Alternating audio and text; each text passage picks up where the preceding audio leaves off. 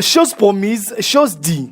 Le gouvernement Samalou Kondé vient de réaliser sa promesse, c'est d'inonder les marchés quinois avec les vivres frais, notamment les cuisses et les chinchards vendus à des prix imbattables. Pour ce jeudi 30 décembre 2021, nous sommes à Kingaboa, chez FC Congo, dans la commune de Limité, où le Premier ministre Jean-Michel Samalou Kondé, accompagné du ministre de l'économie, du budget et celui de la communication, a voulu palper du doigt les réalités sur terrain. Attiré par la qualité des chinchards, le chef du gouvernement a acheté des cartons de poissons pour sa propre famille. Après avoir écouté l'association de distributeurs congolais, le numéro 1 du gouvernement a réalisé qu'il y a encore beaucoup à faire. Oui, ici, je suis venu pour faire un constat, constater effectivement l'effectivité de la distribution des produits de froid, notamment le chinchard avec lequel on a commencé, pour nous assurer d'abord de la disponibilité du stock et nous assurer que les distributeurs sont effectivement bien servis et que la population bénéficie. C'est une action du gouvernement qui s'inscrit dans la vision du chef de l'État qui, comme vous le savez, son slogan c'est le peuple d'abord. Et dans le programme du gouvernement, nous avons cette obligation d'améliorer le panier de la ménagère et donc c'est dans ce cadre que nous sommes ici avec le ministère de l'économie. Nous sommes satisfaits de voir que effectivement les stocks sont arrivés. Bien sûr, des efforts restent à faire dans la distribution, mais nous sommes en période de fin d'année et nous voulions que la population puisse bénéficier de ces produits à cette période de l'année. Et on peut voir aussi que finalement sur le terrain, on peut assister à une baisse de prix assez significative et qui puisse permettre surtout au petit peuple, au peuple moyen, d'accéder à l'achat de poissons chinchards. Il y a d'autres produits sur lesquels nous allons bien sûr travailler, notamment le poulet, la farine, comme c'est déjà d'ailleurs le cas avec la farine qui vient de Bukangalonzo, pour nous assurer aussi que de ce côté-là, nous arrivons à réguler les prix. Mais c'est aussi une interpellation finalement de nous rendre compte que dans le cadre de la diversification de l'économie, c'est important que nous puissions aussi mettre des moyens dans la production locale. Parce que ces solutions, nous les avons à l'extérieur, mais je pense que selon les recommandations de son Excellence, Monsieur le Président de la République, Félix Antoine Tshisekedi, c'est important que nous puissions avoir ces produits ici, localement, avec des acteurs économiques locaux. Nous avons des rivières, nous avons des lacs, nous avons tout pour produire ici en République démocratique du Congo. Donc pendant que nous apportons ces solutions que j'estime être intermédiaires, il faudrait que nous puissions travailler sur la production locale. Pour Mme Marthe, c'est une première en RDC. Il faut saluer les efforts que le chef de l'État Félix Antoine Tshisekedi a conjugués. Le gouvernement a choisi pour distribuer les poissons. Ouais. Donc nous avons nos distributeurs. D'abord, je commence par remercier le gouvernement tout entier. Notre président avait promis, il a réalisé. Donc je remercie le gouvernement. C'est la toute première fois depuis que je suis né de voir une telle chose. Donc les Congolais doivent beaucoup encourager notre président. Les Congolais doivent encourager beaucoup notre Premier ministre ainsi que notre ministre de l'économie. Ce qu'ils ont fait, penser au ventre, c'est une première. D'avoir passé au ventre des Congolais, surtout les plus démunis. Un carton d'impio de 30 kg aujourd'hui coûte à $30. 30 kg, c'est-à-dire 1 kg à 2000 francs. Ça, c'est une bonne chose, une première. Au fait, tout à l'heure, j'ai dit, les mamans doivent avoir la patience. Donc, on est en train de décharger les bateaux. C'est-à-dire, c'est comme un conteneur, quand vous chargez les 20 plus, ce qui était chargé au fond, on commence par décharger ça. Ce sont les 16 plus qui sont là. Les mamans veulent tous le 20 plus. Les 20 plus ne sont pas encore arrivés. Sinon, les poissons sont là, ce sont les 16 plus. Les 20 plus, ils auront ça peut-être dans 2 jours quand ça va arriver à Kinshasa. En tout cas, je remercie le gouvernement tout entier, parce que c'est tout le gouvernement qui a travaillé dans ces projets, que ce soit les ministres de l'économie, les premiers ministres, les présidents et tous les autres ministres et les ministres de la communication. En tout cas, je le remercie tous au nom de ça. J'aimerais bien passer dans Lingala. Papa, bonne année. Tikanzambalo la batelayo. Na maman Denise, na banana ona libota na bimba. À couvrir bilona sang de Jésus. Merci. Du côté des distributeurs congolais, on ne voit pas les choses sous cet angle. D'après eux, la procédure n'a pas été respectée.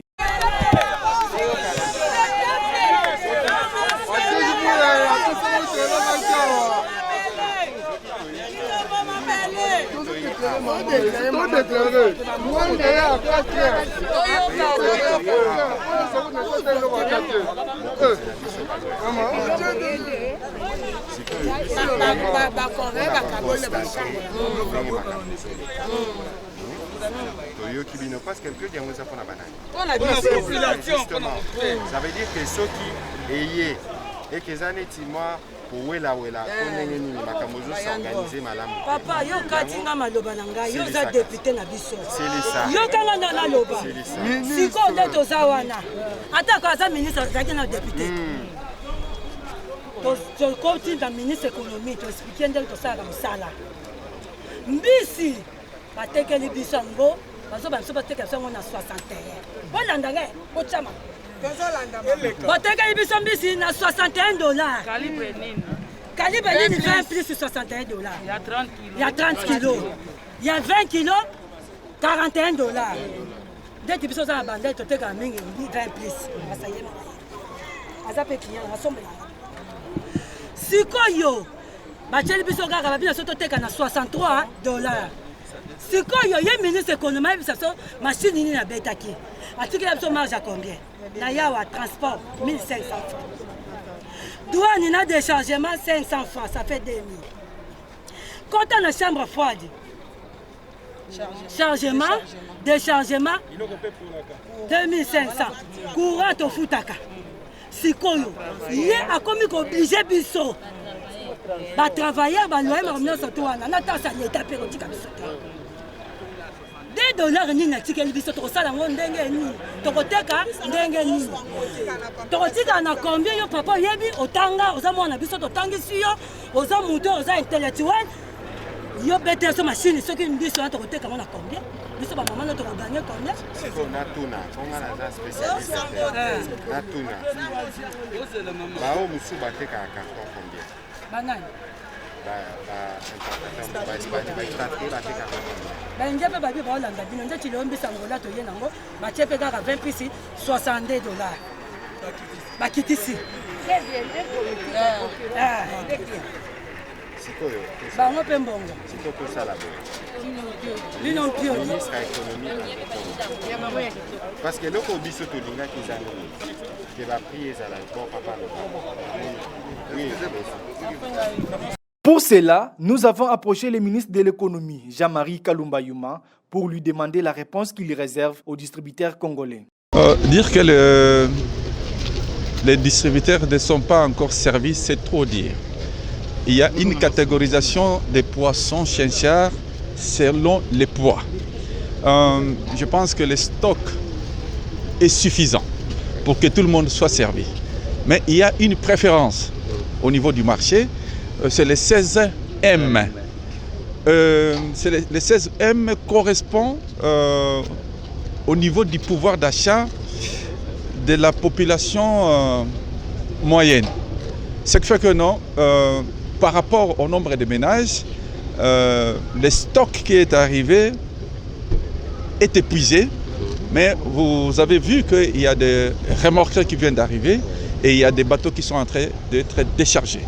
Dans la ville de Kinshasa, nous sommes 14 millions d'habitants. Il y a 2 433 000 ménages. Si chaque ménage doit consommer 1 kg par jour, c'est que nous avons 2 433 000 kilos que nous devons vendre par jour. Comprenez que nous sommes au début. Il y a certaines choses qu'on va régler. Tout le monde sera satisfait. La chaîne d'approvisionnement, c'est une chaîne connue. Donc il y a des importateurs, il y a des grossistes, il y a des distributeurs, il y a des détaillants. Il n'y a pas eu de changement. Mais ça traîne. Aujourd'hui, il faut savoir que nous avons un problème international sur les fret maritimes où les conteneurs sont bloqués. Il y a une guerre entre la Chine et l'Amérique. Donc les conteneurs sont bloqués, il n'y a pas de conteneurs en circulation. Ce qui fait que même si on peut acheter quelque chose, mais ça va prendre énormément de temps pour que ça puisse arriver en destination. Il n'y a que ça. Mais la volonté est là. Et la volonté de servir le peuple. Sa réponse n'a pas été digérée par les distributeurs congolais. La vice-présidente Karine contre-attaque. En tout cas, l'impression nanga ezali que d'abord on a remercié papa Félix Tshisekedi Tshilombo na initiative oyo azwaki mpona komemela biso poisson parce que aza papa oyo ayoka biso déjà banda kala à l'époque même que papa Etienne azalaka ndenge baenie na biso bakenda même kokutana na papa Etienne alakaka bango ke makambo ekobonga bozala na kondima makambo ekobonga bino. Alors lelo oyo pe mwana na ye aye ayoki biso nde tobona kosala sitting revendication même na moment oyo même madame Akasi azalaka na ndenge papa Jean-Marie pe aye oyo. Alors président na gouvernement na ye bazwaki vraiment mokano wana ya kobengisa mbisi pe ye mbisi te oyo baloba te ke ye te Félix akosi bana mboka te mbisi eye. Mais procédure nde oyo ministère de l'économie a memeli nde yango na nde biso tozali ko dénoncer yango parce que za mabe parce que akitisi mbisi différence c'est ya ba $10 $11 na importateur c'est déjà une bonne chose et c'est ngali que population azwa pe biloko yango na prix yango pour sentir que biloko ekiti. Mais na moment au procédure au ministre a memeli makambu donc mon frère boroleka na ba micro na bino na ba chambre froide na ba consommateur au bazo somba biloko balobake ba moi na bango différence. C'était pourquoi biso toza association des distributeurs et exploitants des chambres froides du Congo toza ko relier ba chambre ya Kinshasa ya ba Congo ya Bandundu même toza na ba client ba Chikapa o ba yaka kosombela biso biloko na memaka biloko na Angola na memaka biloko na Brazza bayaka pe kosombela biso so pe biloko ezala na prix ya moins bien et pas ya ba importateur na biso awa so bango baza na facilité wana te ya kokota biso to kosombela mo parce que ce sont des Congolais. Alors totali signons na ba memo na biso na ba explication na biso basenga biso ba rapport to sala ba rapport papa to sala ki pe ba rapport na biso normal totali si pe ministre to lobi ke ba distributeur toza ebele toza au moins plus de 208 membres plus de 400 chambres. Oh, tozana yango. Alors bien biso to pona parmi ba distributeurs wana ba grand distributeur to sali pe yango chacune de communes pour que tango biloko ya l'été zo ya yemo ka lobi na biso ke ba ko travailler na banque Ecobank a retia ba caissière na bango na ba chacune des chambres o biso to ko pona ba distributeur ba ko ya wana tango ba conteneur ndenge zo ya boy ba yebi ke mama Kingandi yende to poni distributeur na Selembao ba mama Selembao ba ko somba wana nde ba troupement o exact papa na ngai. Mais à sali bongote bango baponi bandeko na bango baponi basi na bango baproche na bango papa na ngai.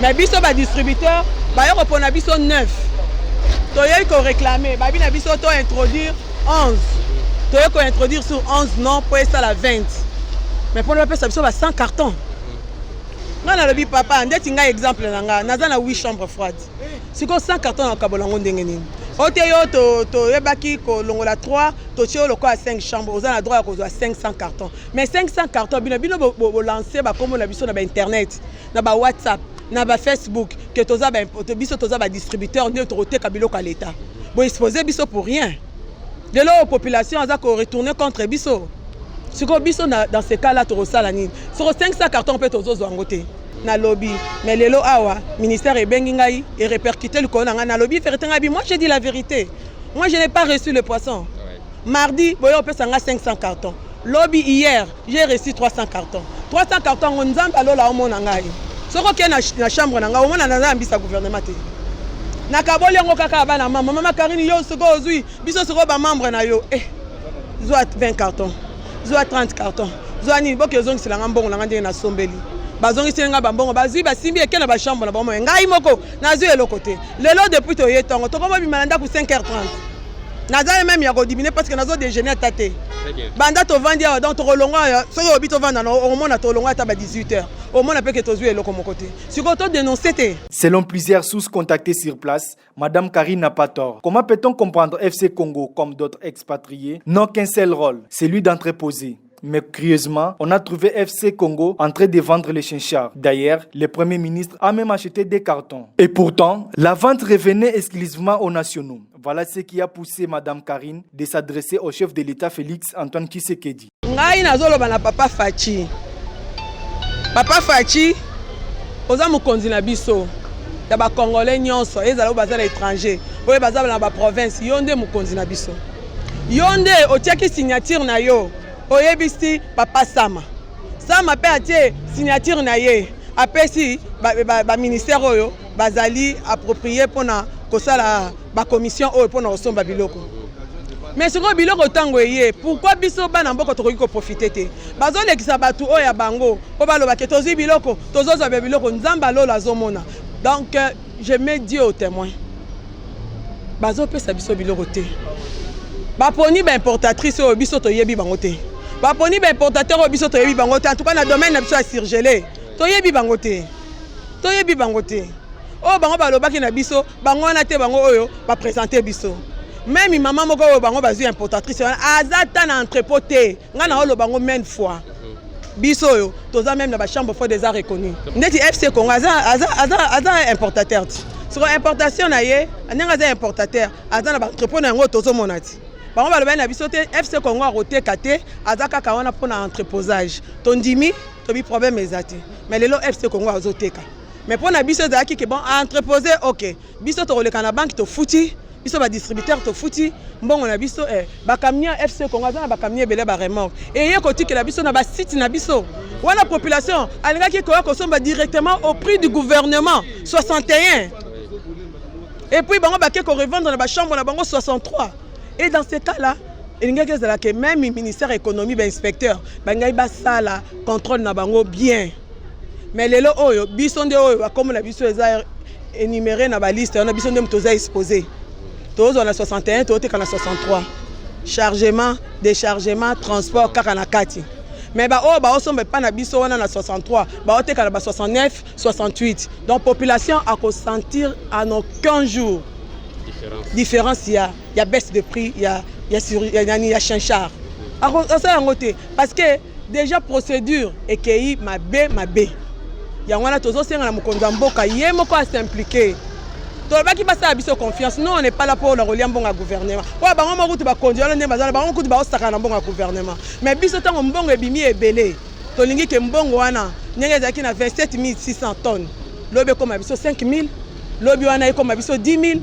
Donc et poursuivre et s'arrêter et continuer parce que continuer même importateur au bazar ba robanga. Mais les loba oseka biso babi esenga tango mukie oya na bino ko somba bambisi boke na bino koteka kuna bokozwe lokote effectivement tozwe lokote. Sur les bancs des accusés, on cite aussi le nom de l'établissement Yambo qui appartient à un sujet indien sous couvert d'une Congolaise. Contacté sur place, son cordon tente de calmer la tempête. Bon, je ne suis pas un distributeur, mais je représente les intérêts des distributeurs, dont l'un d'eux, dont j'étais le nom. Alors, comme vous le dites, le Congolais, nous avons l'habitude de commenter sans aller à la source. Vous êtes à la source, vous voyez très bien que le produit Vivre Frais est en train d'être commercialisé. Et les distributeurs sélectionnés sur base d'un critère. Le ministère a mis en place un critère pour sélectionner les distributeurs. Il y a eu des réunions qui ont eu lieu, qui ont été faites au niveau du ministère de l'économie. Et c'est sur base de ces critères-là que les distributeurs connus ont été sélectionnés. Et donc je crois qu'il n'y a pas eu de favoritisme parce que les experts ont travaillé sur le dossier et le travail minutieux a fait à ce que les compétents et tout ce qui était de droit ont été bien entendu sélectionnés. Oui, mais... Non, bon, je ne sais pas FC Congo si c'est une société de droit congolais ou droit étranger, mais à ce que je sache, il semblerait que FC Congo est une société à capital congolais. Et donc, une société peut être congolaise, mais à son sein, il y a des travailleurs expatriés. C'est là, pour moi, qui suis un juriste, je n'aimerais pas rentrer dans les débats sans avoir les documents légaux qui constituent la société FC. Donc, à mon avis, je n'ai pas un commentaire particulier à émettre, mais à ma connaissance, FC Congo est une société congolaise. Bien sûr qu'il faut qu'on vérifie les fonds de cela. Alors, du reste, j'aurais aussi appris qu'il y a un commentaire qui est fait tout autour de la société Yambo Group, qu'elle serait une société étrangère ou libanaise ou indienne, je ne sais quoi. Mais là, je viens quand même porter un démenti, dans la mesure où Yambo Group, du moins je peux quand même personnellement parler de la société parce que je sais qu'elle est une société congolaise constituée à 100% d'un capital congolais et vraiment dans l'intérêt du peuple congolais dans le territoire national. Et donc rien d'un capital ou d'une part appartenant à un étranger. Ça, je peux quand même l'affirmer. La vision du chef de l'État est de faire des Congolais des millionnaires. Comment on va y arriver? Si tous les privilèges sont accordés aux expatriés au détriment des nationaux. Plus loin, certains Congolais ne soutiennent pas la démarche des distributeurs congolais. Biso toza bato to sombaka ya moyen muke. Mais problème ezanini. Biloko oyo biso moko na ba importateur na biso bazolo ba importateur bangone ba bomager parce que baso welana. Yango biso tolobi batika na biloko oyo ba ndie bateka ngone ba oteka na prix na bango gouvernement ti sérieux kota nde bako pesa ba importateur parce que ba importateur o bazo ba importateur bango na no bazo yokana te en plus c'est ça bango bazo kokanga biloko ba 1000 cartons ba 2000 cartons bango mo bako motekela biso le suna ba prix ya likolo $70 biloko gouvernement to ressentir na ndenge nini donc ba congolais bango moko eza lokola biso na biso moko pe to so bomana donc batika biloko oyo ba bendie bateka ngone gouvernement zo lobana parce que biso na biso sérieux ezate biso na biso gouvernement ye moko azwa solution na minute atika na ndenge zo teka ngo awa na bendie po biso ti bango moko ba ko cha prix normal na bango mo bazwa sérieux ya koteka po tala ba mama bango na bango te na libosa ministre baso swana baso bomana zuwa okopesa bango pe sikoyo boye na prix oyo ya gouvernement mona komi na prix ya likolo donc biso ne tukonyo kwama donc masolo to peseli yango wana bonga ina loba te biso tozaka le travail na moment ensemble bonga ina loba par rapport ya réalité ça sur le terrain avant biloko oyo eya ndenge bazaki ne ba réunion tout on ba moti na bazaki union bazaki groupe moko par rapport sur les réalités biloko na terrain ba mama ka ba mama deux groupes ba o ba na kan o koto ba na o kan o koto entre bango na bango ba mama déjà boyokanisa te ba mi ko potana par rapport à biloko ya gouvernement oyeye en plus na muto ba pesa entreprise parce que na FC Congo pour na koteka biloko yango tozomona ngo vraiment te ba do bagi 20 plus 18 plus na 16 plus na 16M 20 plus to moni yango te to moni ga 18 plus ya pe ndambo oyo batika lango na terrain ba otekela biso pour le moment ezaka 16 plus na 16M 20 plus to mona ngo te ezaka 16 plus etikali pe ka produit na bango ya caché na bango ya drapeau pa gouvernement ayobaka otinda ndam sauf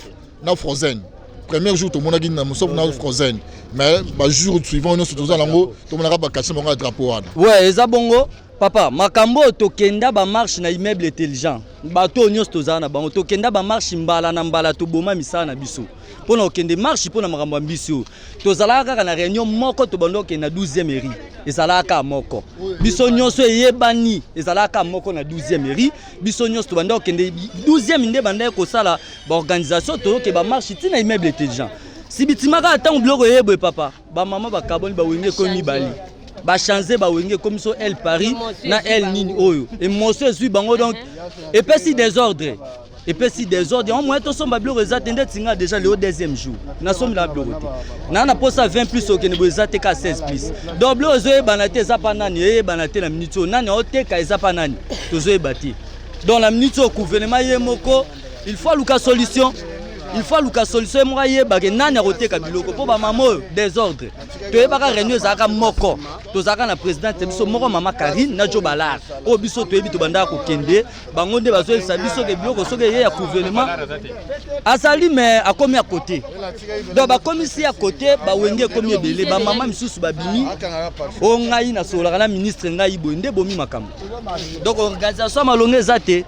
Malgré les avis des uns et des autres, on ne peut pas abandonner, voire même négliger les distributeurs congolais qui se sont battus, impliqués dès les premiers jours pour que ces rêves deviennent une réalité aujourd'hui. Le ministre de l'économie a promis d'améliorer. Attendons voir. Dossier à suivre. On ne mange pas, on ne mange pas, il a promis.